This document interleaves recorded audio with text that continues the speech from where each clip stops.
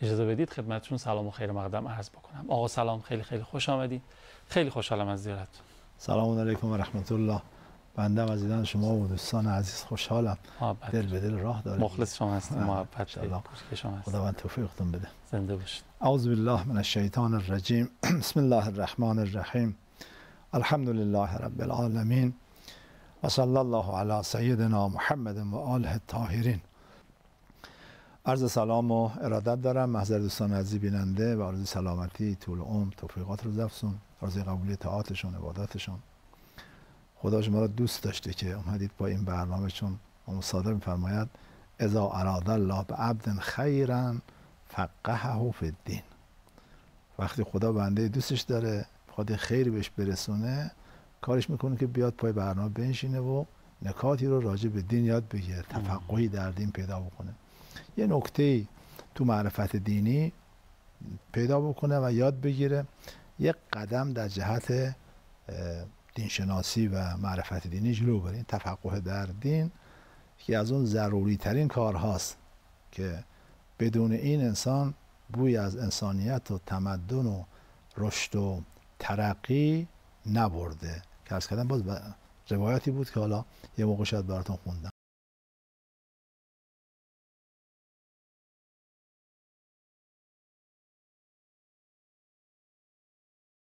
الله جواب داده بشه و وقتی که سوال جواب که میشه جلسه قطعا علمی میشه. یه وقت بنده سخنرانی میکنم ممکنه که مطالب به درد شما نخوره یا عرض کنم که ضرورت نداشته باشه، اولویت نداشته باشه. یه وقت نه، شما سوال میکنید پاسخ داده میشه، تو خود ذات این کار نیاز سنجی هست. چون اگه نیاز نداشته باشه که سوال نمیکنه، پس نیاز هست. اینکه پیامبر و امام صادق میفرمایند که العلم خزائن و مفاتیح السؤال. علوم گنجین های بسیار مهمی هستند که کلید این گنجین ها پرسش. و امام صادق میفرمایند که نما یهلک الناس لانهم لا یسالون. مردم فقط و فقط به این دلیل هلاک میشن که نمیپرسن. باید بپرسن، نمیپرسن. حالا این فرهنگ پرسشگری که تو قرآن هست خیلی فراوان، یسالونک ها رو جمع کنید، تو قرآن فراوان هست. این فرهنگ باید یواش یواش در بین ما هم راه بیفته و خیلی از کارهامون رو با پرسش پاسخ جلو ببریم و این خیلی خوبه. حالا خدا توفیق داده که این اتفاق بیفته ان شاء الله. سلامت باشید. این فرهنگ در بیننده های یاد خدا الحمدلله هست. این حجم زیاد سوالات این رو میگه و خدا رو 100,000 مرتبه شکر که ما بهره‌مندیم از حضور شما و میتونیم پرسش مردم رو بپرسیم و سوالاتشون رو مطرح بکنیم و شما پاسخ بدین. خیلی هم پیامک داشتیم که از شما تقدیر و تشکر کردن استاد. حالا دیگه من دونه دونه‌اش اگه بخوام بخونم زمان میگیره، ولی خیلی پیامک تشکر داشتیم. خدا خیرتون بده. بپرسم سوالات رو. گفتن که آیا عالم برزخ هم مدت زمان داره؟ زمانش به چه صورت؟ برزخ به لحاظ کلیتش تابع همین دنیاست. نیست تو وقتی دنیا تموم شد برزخ هم تموم میشه. برزخ الان محیط بر دنیاست. دنیای ما محاط در برزخه. از این حیث اینها به هم وابسته هستن. قیامت که برپا شد دیگه برزخ هم تموم میشه. این دو تا عالم تموم میشه. عالم دو تاش البته یکی میشه، اون عالم دوم که قیامت باشه شروع میشه. نکته دوم این که گذر زمان در برزخ با گذر زمان در دنیا خیلی فرق میکنه.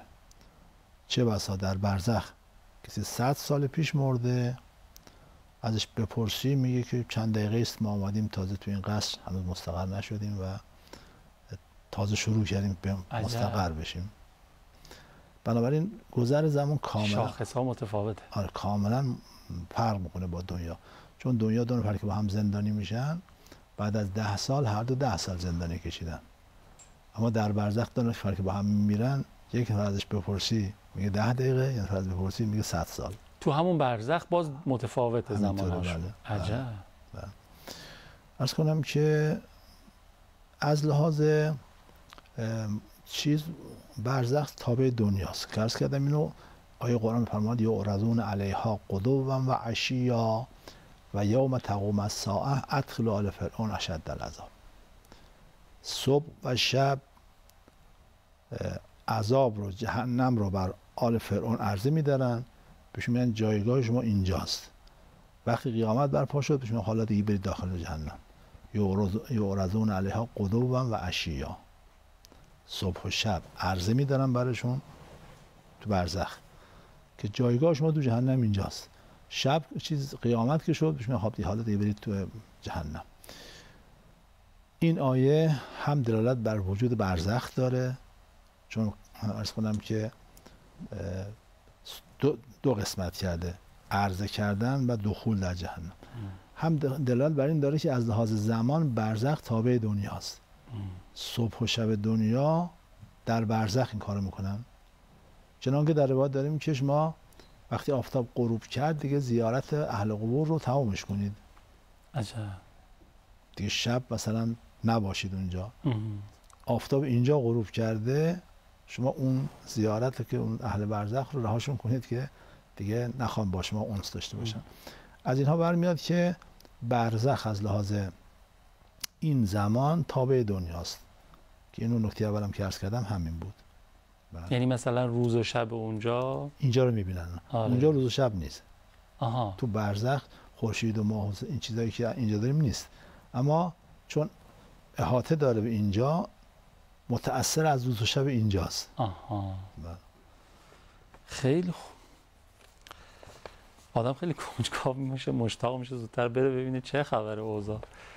یه عالمی است. آره واقعا. عالمی است. این کسانی که مرگ رو تجربه کردن که حالا خیلی هم حرف داشتن، بنده گفتم اینها 1% حقایق برزخ رو دیدن. این 99%ش رو اینها مشاهده نکردن و درک نکردن از اون حقایق عالم برزخ. بله. خیلی خوب. ما یه فاصله بگیریم، برگردیم، باز من بقیه سوالات از معذرتون میپرسم. با اجازه بفرمایید. بله، داشتم به سوالات شما نگاه میکردم و حالا انشالله نوبت به پرسش سوال شما هم برسه خیلی زود. نمیدونم این سوال کدوم یکی از شما هست، اما پرسیدیم که من معلم بازنشسته هستم، به خاطر ناآگاهی کم و بیش دانش آموزان رو تنبیه کردم، حالا عذاب وجدان شدیدی دارم، لطفاً بگید چی کار کنم. اینم فکر کنم مبتلا به زیاد داشته باشه. عرض کنم که زدن جایز نیست و با توجه به اینکه خلاف مقررات مصورش هم هست، از اون حیث هم حرامه. چون قانونی نیست. چون خلاف قانونه، از اون حیث حرامه. از منظر تربیت هم به هیچ وجه زدن جایز نیست و صلاح نیست. و از امام کاظم علیه السلام سوال کرد، گفت پسری دارم خیلی تخس، تا دلت بخواد فضول، چیکار کنم؟ امام 3 کلمه فرمود که هر کلمش سرفصل یک فصل بزرگ تربیتی است.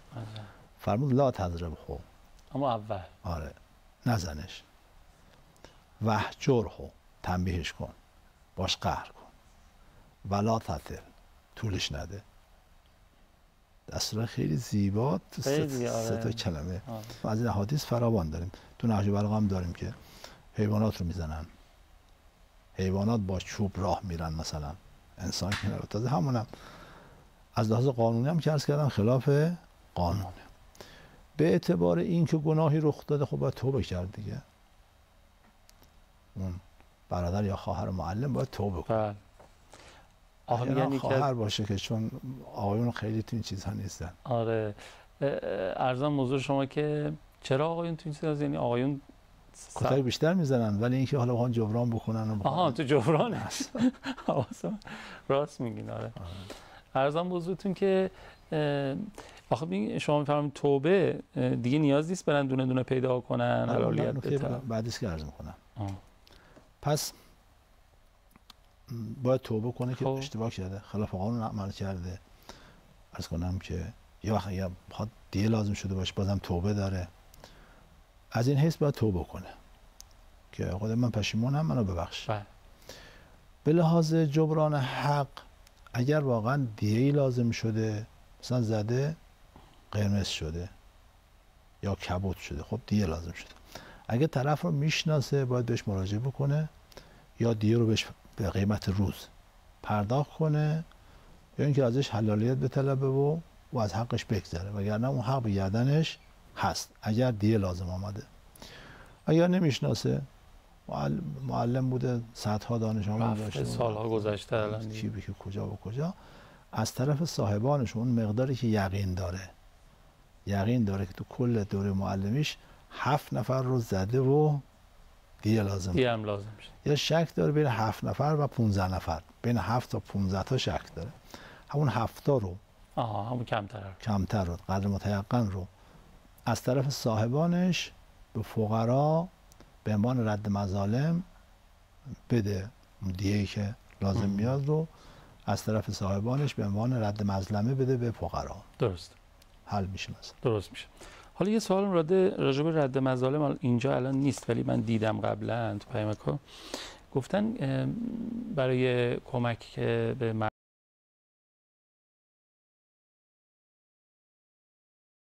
هلال احمر و اینا کمک میکنیم، میتونیم نیت رد مظالم کنیم؟ رد مظالم باید فقیر باشه طرف. اگر فقیر باشه آره، نباشه نمیشه. خب اینا مثلا الان خونه هاشون و اینا رو از دست خود دادن، مکلف باید تشخیص بده. اگه یقین داشته باشه که اینا فقیرن میشه بهشون داد، میشه به عنوان رد مظالم.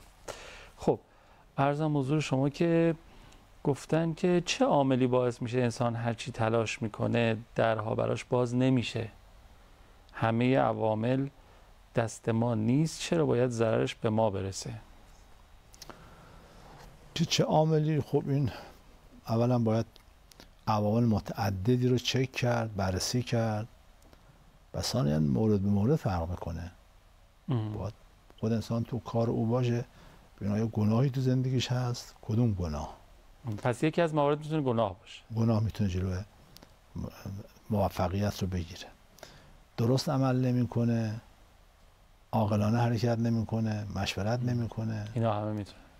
سحری تو کارش هست، مثلا فرض کنید ما همه همون اول سحر رو مد نظرمون میاد، میگیم یکی ما رو جنبل جادو کرده، چیزی کرده، این کارو پیش نمیره. آخر اونم درصد کمی، مثلا فرض کن 20% حد اکثر ممکنه اثر داشته باشه. به هر حال باید تک تک اینها بررسی بشه و اونم کسی میتونه بررسی بکنه که اشراف داشته باشه به همه اون علل و عواملی که باعث عقیم شدن کار و باز نشدن گره میشه که اونو ما خبر نداریم.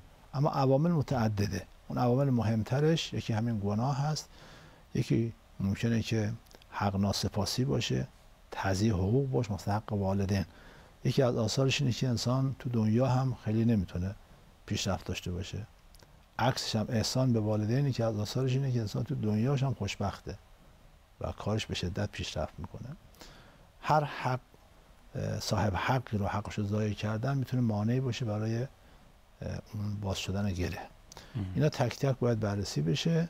اما راه حلش اینه که انسان از گناهان به طور کلی توبه کنه، حقوق رو ادا بکنه، با عقلا مشورت کنه، ببینین گره کار کجاست. ما از اینجا نمیتونیم قضاوت کنیم. همینطوره. کسی میتونه اونجا باشه که کدوم یکی از این موارد مانع همه رو بررسی بکنه، بعد بگه مشکل کار شما اینجاست. شما اون مقدمات رو فکر نکردید، طرح و نقشه شما طرح و نقشه عاقلانه‌ای نبوده، راهی که رفتید درست نبود، باید از این راه میرفتید. شما باید این عوامل رو به کار میگرفتید که شما به کار اون دیگه از نزدیک باید اشراف داشته باشه، بتونه راه رو براش باز کنه که ما اینجا نمیتونیم نظر بدیم. اما اینکه همه عوامل به دست ما نیست، این حرف درستی است. برخی از عوامل خارج از اراده ماست. مثلا فرض کنیم که تاریخ تاثیر داره در کاری که ما انجام میدیم، عامل وراثت، عامل ژنتیک تاثیر داره، مذهب، حکومت، اقتصاد، حتی غذایی که میخوره انسان تاثیر داره. گاهی جلوی موفقیتشو میگیره، گاهی باعث بدبختیش میشه. در روز عاشورا امام حسین به اون انسان‌های وارونی چی فرمود؟ ملأت بطونکم من الحرام.